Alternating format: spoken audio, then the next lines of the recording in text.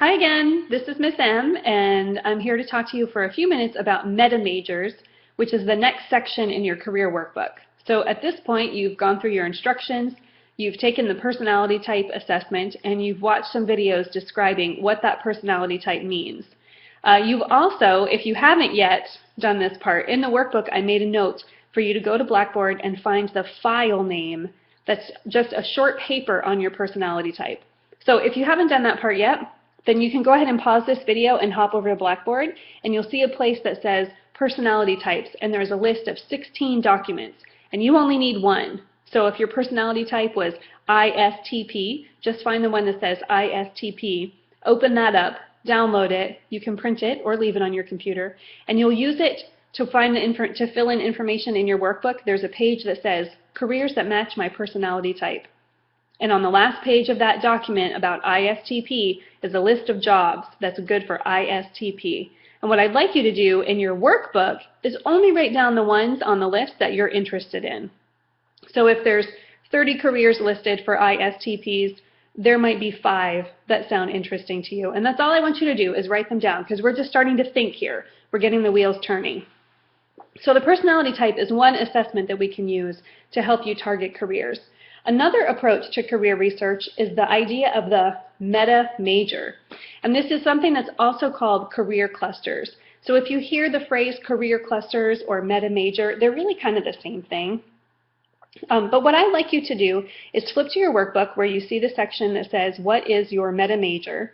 And you'll see there it's a paper-based assessment for you to take. And as you go through it, you'll read the instructions. They're very easy to follow.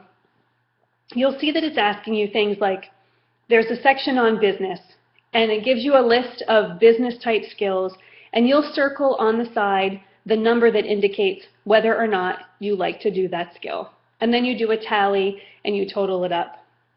And that's great. That's good for documentation purposes. It's not a perfect assessment because on some of them there's a big long list, and on others there's a short list. So because it's not the same number of questions, for example, business administration has more opportunities for you to answer than education does. And it's possible that you could have skewed scores, but I really don't worry too much about that. What I want you to look at for the meta majors is to consider the idea that careers fall into categories. And if you've thought about this before, you already know this, right? There's healthcare jobs, there's computer jobs, there's teaching jobs, there's jobs in the law field, there's jobs in government. And all we're doing here is saying, okay, here I am, a college student, and I have, the sky's the limit. I mean, it could be, at this point, who knows, thousands of majors that I could choose from. And I'm not sure, I don't know where to go. But what I do know, and what this assessment tells me, is which majors I'm most likely to be interested in. Sorry, that was my phone. And in that regard, you would think in terms of, am I more interested in a major in business?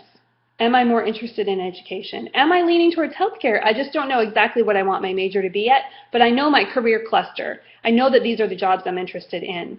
So the good thing about knowing your career cluster is that right now, when you're taking classes at TCC, you might not know your specific major, but you know that you want to do healthcare, or that maybe you want to do something that's more like publishing or teaching. And those are two different very kinds of classes you would take. If you want to go into healthcare, you probably need to take some higher level math.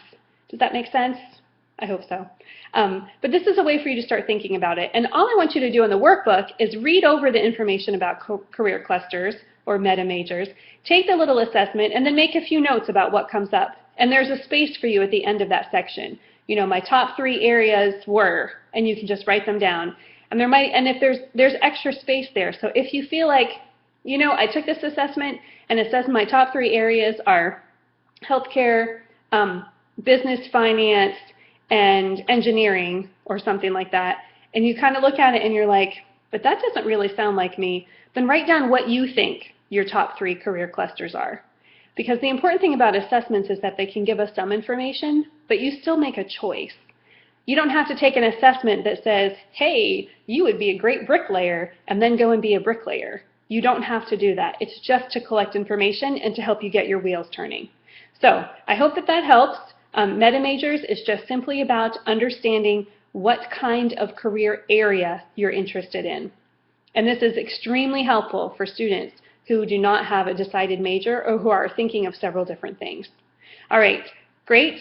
Nice work on meta majors, exciting stuff, and I will see you in the last video on completing your career research.